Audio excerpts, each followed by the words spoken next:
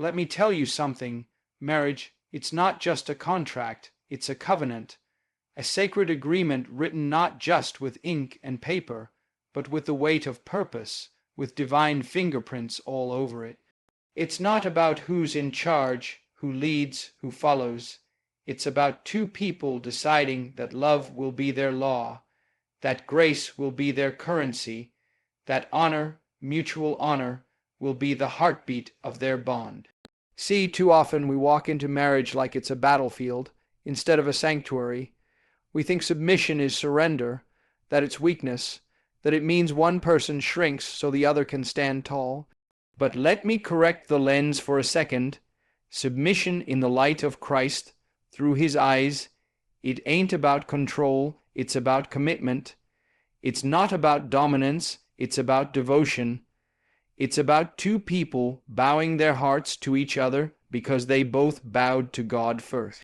Now I know that word, submission, it makes some folks tighten up, gets misquoted, misused, weaponized even, but when you read it right, when you understand it through the filter of divine love, you see it ain't about one person being less. It's about both people lifting each other up. Submission, real submission, mutual submission. It's love in action. It's humility dressed in strength. Let me ask you, what's more powerful than a man who listens? Who loves his wife like Christ loved the church? What's more powerful than a woman who respects herself enough to honor the man she chose to walk with? See, that's the part we don't talk about enough. We always zoom in on the woman submitting to the man, but we forget the man's charge is far heavier. Love her like Christ loved the church. Do you understand the weight of that? Christ died for the church. He gave everything, not just his time, not just his comfort. He laid down his life, he bled, he wept, he served, he forgave, he interceded. That's not weakness, that's divine strength. And if a man wants to lead, he better be ready to bleed. Not physically, but emotionally, spiritually. Ready to sacrifice, ready to pray when it's hard, ready to forgive when it hurts, ready to stay when it would be easier to walk away. You want a wife to submit. Be a man worth following. Be a man who submits first to God. Be a man who humbles himself, who listens, who uplifts. Because submission is not just for wives, it's for husbands too. The Bible says, submit to one another out of reverence for Christ. That means this thing goes both ways. You both carry weight. You both wash feet. You both serve the vision. You both get low so God can raise you high. A kingdom marriage ain't about competition. It's about cooperation. It's not about who's right. It's about what's righteous. It's not about power. It's about purpose. You both have roles, yes, but one role ain't higher than the other. They're just different, and in the eyes of God, different doesn't mean unequal. It means complementary. Like a right hand and a left hand, like rhythm and melody, like light and heat. You need both to make harmony. Now don't get me wrong, this takes work. It takes maturity. It takes faith. You can't walk this path with pride in your pocket and selfishness in your spirit. No, you gotta strip that stuff away. You gotta lay it on the altar. You gotta say, Lord, not my way but yours. Because marriage will test your character, it'll confront your ego, it'll reveal your wounds. But when you commit to honoring each other through it all, that's where the real beauty begins. Honor, that's the soil where love grows, not just romance, not just chemistry. Honor, that's what holds you when life gets heavy. When the fire of attraction dims and the storms roll in, honor becomes your anchor. When you respect your partner's voice, when you value their presence, when you treat them not as a rival, but as royalty, you start walking in kingdom alignment. You stop trying to win arguments, and you start trying to win each other's hearts. And hear me when I say this, you can't do this on your own strength. I don't care how smart you are, how attractive you are, how much money you got in the bank. You can't build a Christ-centered marriage without Christ at the center. You need grace, you need patience, you need the Holy Spirit to guide your tongue, your tone, your timing. Because love without God is a house without foundation. It may look good for a while, but it won't stand in the storm. Let God be the architect. Let him design your roles. Let him draw the blueprint for how you honor each other. Because when he does, he's not just building a marriage. He's building a ministry. Your union becomes a testimony, a beacon, a safe harbor in a world full of chaos. People look at you and say, something about them is different. The way they speak to each other, the way they sacrifice for each other, the way they move in sync like dancers led by the same rhythm. And that rhythm, that's Christ. When a husband leads with humility and a wife honors with grace, there's nothing they can't overcome. They don't tear each other down. They build each other up. They don't compete. They complete. That's submission through Christ's lens. That's mutual honor. It's not about position. It's about posture. Hearts bowed in reverence, hands open in service, spirits joined in purpose. See, too many marriages break not because of lack of love, but because of lack of honor. We stop seeing the person we married as a gift. We start treating them like an obligation, or worse, an obstacle. But let me remind you, God didn't give you that spouse to punish you. He gave them to sharpen you, to stretch you, to love you in ways that call you higher, even when it's uncomfortable. And you, in return, are called to love them with a fierce gentleness, a strength that protects, a patience that outlasts, a kindness that keeps no record of wrongs. That's not easy, that's not natural, that's supernatural, that's Christ's love flowing through you. And when both partners tap into that source, that power, marriage becomes less of a struggle and more of a song. Let's stop looking at submission as a curse word. It's not. It's a blessing when it's mutual, when it's rooted in love, when it's anchored in truth. It means, I see you, I respect you, I choose to serve you, not because I have to, but because I want to. And when two people are constantly pouring into each other, nobody runs empty, nobody feels overlooked, nobody feels inferior, because both are being filled, day by day, by each other and by God. That's how legacies are built. That's how children are raised in peace. That's how generations are blessed. It starts with honor, not just in public, but in private, not just with words, but with actions. You can't just say, I love you. You gotta show it in the way you listen, the way you apologize, the way you hold each other accountable, not with judgment, but with grace. Marriage will stretch you, it will expose you, but it will also heal you, if you let it, if you stop fighting each other and start fighting for each other. If you stop trying to be right and start doing what's right, if you stop demanding and start giving, not just halfway, all the way, just like Christ did. Now listen, if you're married or thinking about marriage, don't just prepare your vows. Prepare your heart. Don't just plan a wedding. Plan a life of humility, of service, of honor. A life where submission is not feared, but embraced as a holy gift. Because when both of you submit to each other and to God, there's no limit to the glory that marriage can reflect. So keep your hearts soft, keep your minds open, keep your prayers strong, and keep your honor mutual. Because through Christ's lens, submission is not about losing yourself, it's about finding unity. It's not about silence, it's about synergy. It's not about oppression, it's about orchestration. Two hearts moving as one in rhythm with the divine. That's marriage, that's power, that's love.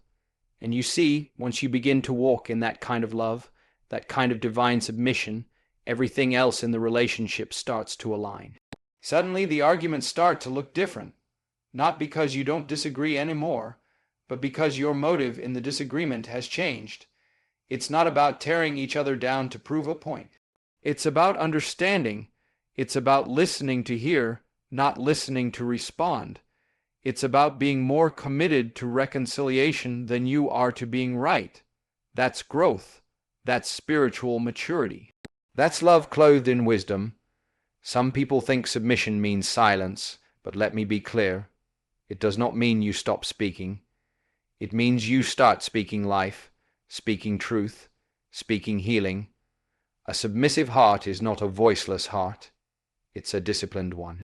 One that knows when to speak and when to listen. One that knows how to speak without wounding. It's not suppression, it's stewardship. It's protecting the tone and atmosphere of your home because you understand the power of your words. And let's talk about the atmosphere. Your home should not be a place of tension, of walking on eggshells, of resentment tucked under the rug. Your home should reflect the peace of God. The fruit of the Spirit should be ripening in that space daily.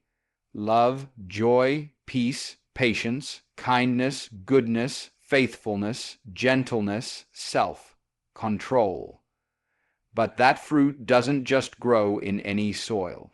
It grows in soil that's been cultivated with humility, watered with prayer, and exposed to the sunlight of grace. You want to know what a strong marriage looks like? It's not perfect. It's not without flaws. It's two people who fall down sometimes but fall toward each other, not away. It's two people who argue but refuse to let anger write the final sentence. It's two people who apologize, not because they're weak, but because they're strong enough to own their part. That kind of strength, it don't come from this world. It comes from God, from walking with Him daily, from seeking His face, not just His hand. And don't get it twisted. Submission doesn't mean there's no leadership. No, leadership is necessary, but leadership in Christ's lens is servant-hearted. It's not standing over your spouse. It's standing beside them, sometimes even getting behind them and pushing them forward when they're tired. A true leader in marriage doesn't dominate. They protect, they provide, they pray. They discern the direction, but they never forget that both voices matter. You can't be a godly leader and ignore the God-given wisdom in your partner. That's not leadership, that's pride. Now on the flip side, a submissive partner is not a passive one. They're not shrinking into the background. They're not just nodding in agreement out of fear or insecurity. No, they're stepping forward in their own calling, their own identity, but doing it in unity, because the strength of a marriage isn't in how loudly one partner leads. It's in how beautifully both partners flow. Like a dance, sometimes one leads, sometimes the other takes the step forward, but always in rhythm, always with awareness of the other. And you can't get that rhythm without communication. You gotta talk. You gotta check in. You gotta have those hard conversations, the ones that make you uncomfortable, the ones that dig a little deeper than the surface stuff. You can't build intimacy on shallow waters.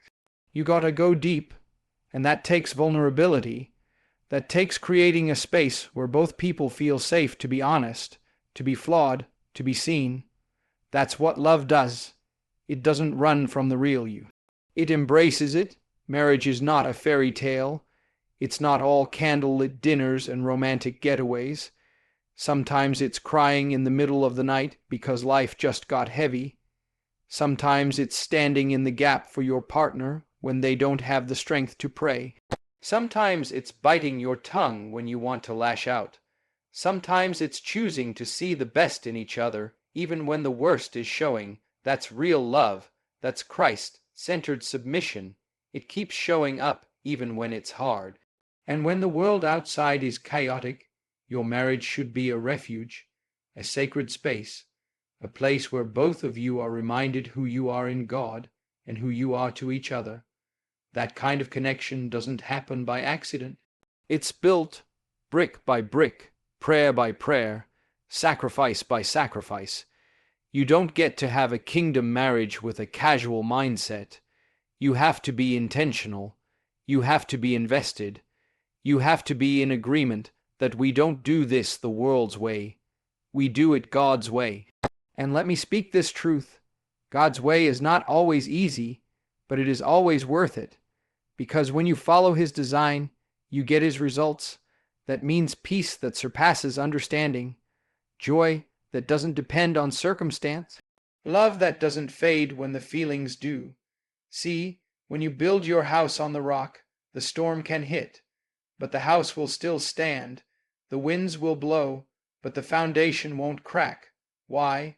Because it's built on honor, built on truth, built on submission to something higher than self. And I know the world is loud. I know culture is telling you to put yourself first, to only stay in relationships that serve you, to run when it gets hard. But the kingdom tells you something different.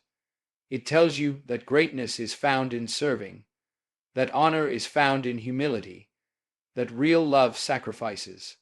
And when both people are living by that code, that kingdom code, something beautiful happens. It's not just a marriage, it's a movement, it's a light in the darkness, it's a testimony of what God can do with two surrendered hearts. You might be in a season where your marriage feels off, where the communication is dry, where the connection is cracked, and maybe you're tempted to throw in the towel, but let me remind you, broken doesn't mean finished. God specializes in restoration. He can breathe new life into what feels dead. He can soften hearts that have gone cold. He can restore trust where it's been fractured. But you have to invite Him in, not as a consultant, as the cornerstone. You've got to be willing to go back to Him, not just for a blessing, but for the blueprint. Ask Him, Lord, show me how to love them. Show me how to honor them. Show me where my pride has been in the way. Show me how to serve without losing myself, how to lead without overpowering, how to submit without shrinking.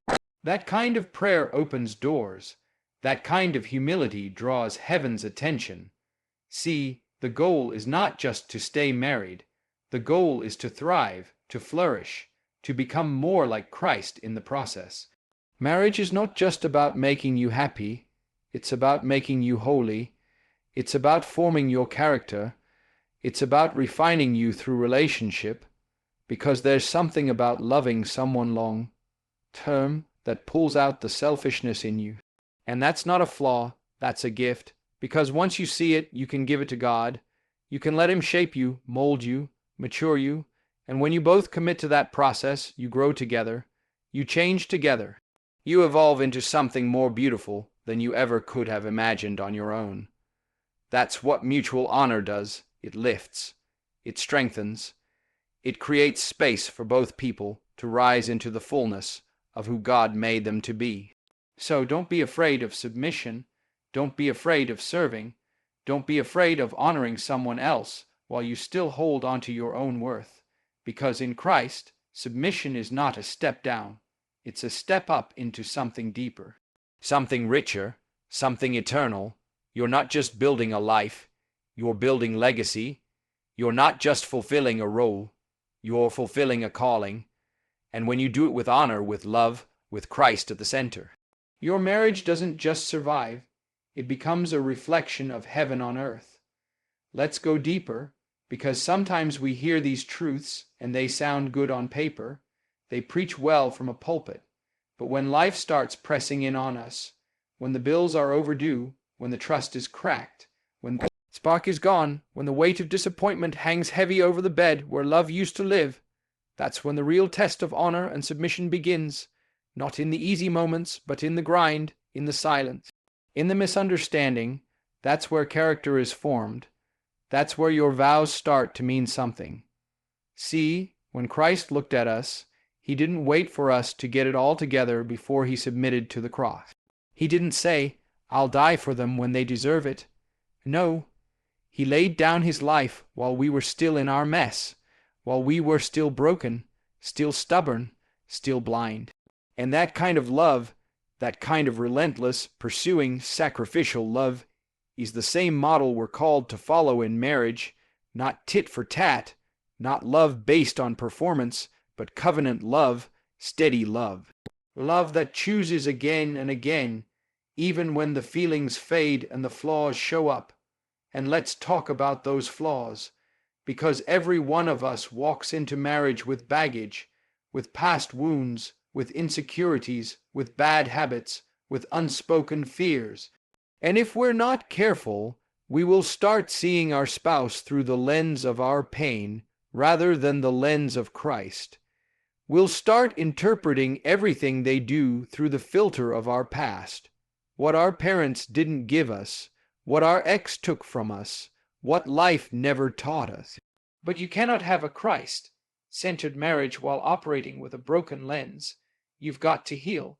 You've got to invite God into those hidden places, those quiet wounds, not just so you can be a better spouse, but so you can be a whole person. Because wholeness honors the other person, healing protects the relationship. When you take responsibility for your emotional well-being, when you say, God, deal with me first, that's an act of submission too. That's saying, before I try to fix them, shape me. And on the flip side, we've got to have grace for each other's process. Your partner is not perfect. They will fail you sometimes. They will misunderstand you, disappoint you, frustrate you. And in those moments, you have a choice. Will you attack, or will you intercede? Will you shame them, or will you cover them in prayer? Because love doesn't always look like grand romantic gestures. Sometimes it looks like patience when they are hard to love. Sometimes it looks like believing in them when they don't believe in themselves.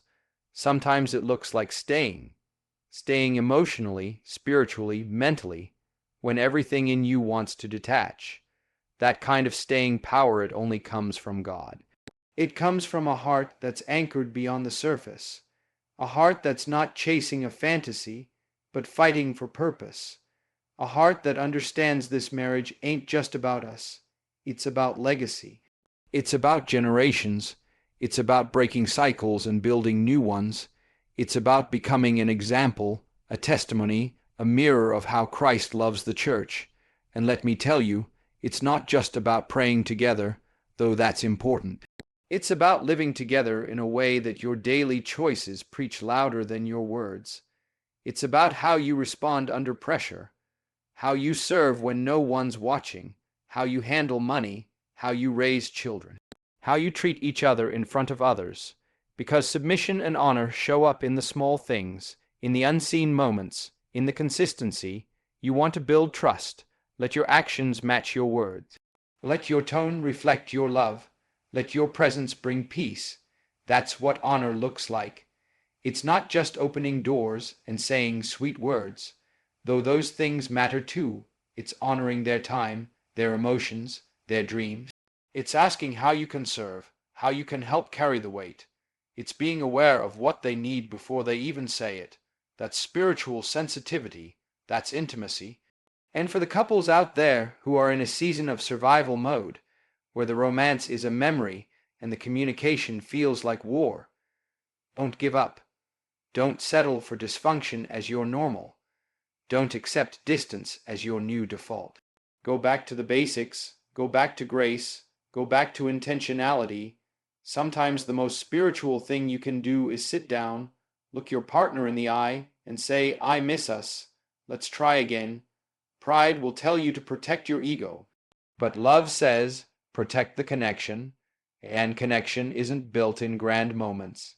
It's built brick by brick, through forgiveness, through showing up, through the hard talks, through the daily choices to choose peace over being right, patience over irritation, unity over independence. And when both people are committed to that, God breathes on it. He multiplies the little and makes it much. Let's not be people who honor strangers and disrespect our spouse. Let's not be people who show grace to coworkers and bitterness at home. Let's not put on masks for the world while we let our marriage crumble behind closed doors. Real submission means real honesty, real humility. It means dealing with your stuff, facing your triggers, owning your patterns, and letting God work in you, not just through you. You know what's beautiful? Watching a man and woman who sharpen each other, who speak life into each other, who don't compete but complete, who aren't threatened by each other's strength but celebrate it. That's what God designed. That's what he meant when he said, "It's not good for man to be alone." He wasn't just talking about loneliness. He was talking about partnership, purpose, mutual covering, mutual pushing, mutual growth, and yes, it takes maturity to walk that out. You can't build a God or ordained marriage with a self-centered mindset. You have to be willing to grow, to unlearn, to listen more than you speak, to give more than you take, to apologize even when it's not your fault, just because peace is more important than pride. And when both people do that, a beautiful thing happens. The atmosphere of the relationship changes. The air gets lighter, the love gets deeper, the connection becomes sacred again. I believe God is calling marriages higher, calling husbands to lead with tenderness and wisdom, calling wives to speak with strength and grace, calling both to serve, to honor, to submit, not out of fear or tradition, but out of revelation, because submission through Christ's lens doesn't make you small, it makes you strong, it connects you to divine power. It positions your relationship under the blessing of heaven, and the enemy knows that. That's why he attacks marriages so hard. That's why he sows seeds of offense, division, apathy, because he knows a unified couple is dangerous, a praying couple, a forgiving couple, a purpose-driven couple, that's a threat to darkness. That's why you've got to fight not just for your marriage, but from a place of victory. You've got to say, "No weapon formed against this covenant will prosper, not today, not ever." That kind of stance takes faith, takes discipline, takes surrender. You've got to die to self again and again and again, not because your spouse deserves it every time, but because God deserves your obedience. And when you walk in that kind of obedience, your home becomes holy ground, your love becomes a light, and your legacy becomes unstoppable. Marriage is not about two perfect people. It's about two willing people, two surrendered hearts, two people who say, "We may not have it all figured out, but we have each other and we have God." And that's more than enough.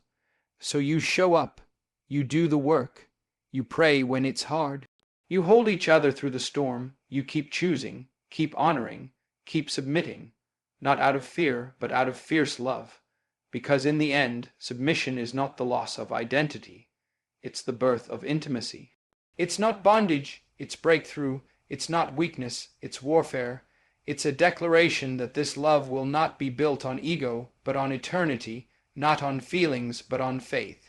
Not on what's easy, but on what's eternal. So here's the truth, plain and clear. When you choose to honor each other through the lens of Christ, when you submit not from a place of weakness, but from a place of holy strength, you unlock something supernatural. You create a bond that no storm can sever, no failure can fracture, no demon can destroy, because it's not just built on love, it's built on the love of God, and that kind of love rewrites stories. It heals wounds, it outlasts seasons, it rises above statistics. So if you're in it, stay in it. If it's hard, pray through it. If it's dry, pour living water back into it. You're not doing this alone. You've got the Spirit of the living God breathing life into your union. And if God is in the middle, then no matter what comes against you, you will not fall.